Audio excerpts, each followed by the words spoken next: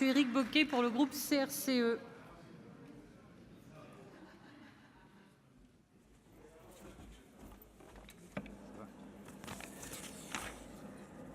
Bien, Madame la Présidente, Madame la Ministre, mes chers collègues, quelques mots d'abord pour regretter que Monsieur le Président de la République n'ait pas cru devoir tenir sa promesse de visiter le Congrès des maires cette semaine, alors même que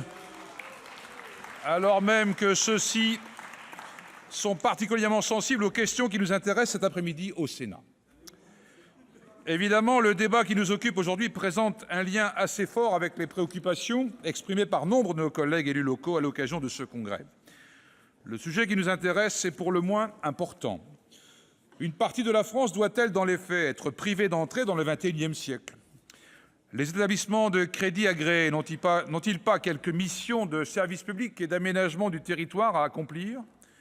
L'accessibilité bancaire est-elle un mythe et un rêve quasi inaccessible ?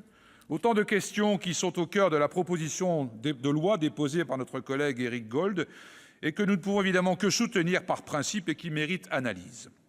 Ce que souligne la proposition de loi et qui dépasse largement la question de la présence physique des distributeurs automatiques de billets de banque, c'est qu'encore une fois, une large partie du territoire national n'est pas placée dans les meilleures conditions pour participer à la vie sociale et économique du pays.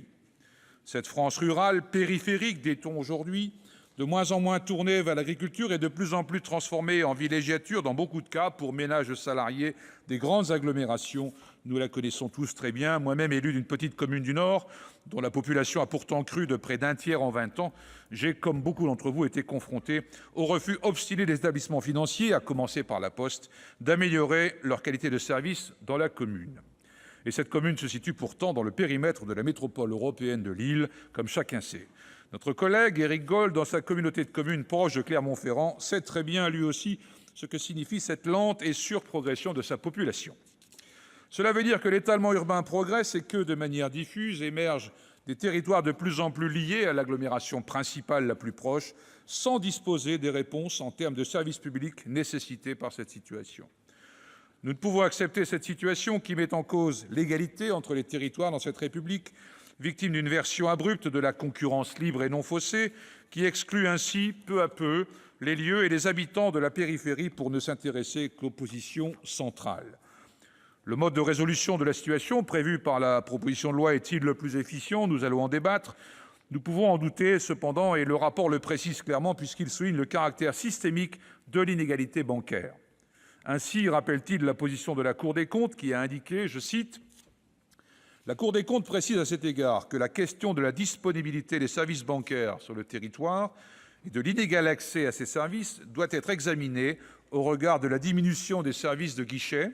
Seule la Banque postale, en raison des contraintes de présence territoriale imposées à la Poste, fait figure d'exception. » La Banque postale, justement, cela fait quelque temps que la Poste est de manière historique l'opérateur de référence pour l'accessibilité bancaire, tenu de permettre à qui le souhaite d'ouvrir un compte d'épargne ou un compte chèque, en foi de quoi, sur présentation du compte retraçant ses obligations de service public, la Poste se trouve ainsi rémunérée. Mais les banques ordinaires, dans tout cela, aucune obligation, pas de participation aux missions de service public, pas de prise en compte de l'aménagement du territoire. Au fond, mes chers collègues, la question est bien celle-ci. Faut-il vraiment laisser au seul marché le soin d'aménager le territoire ? Je vous remercie. Merci, chers collègues.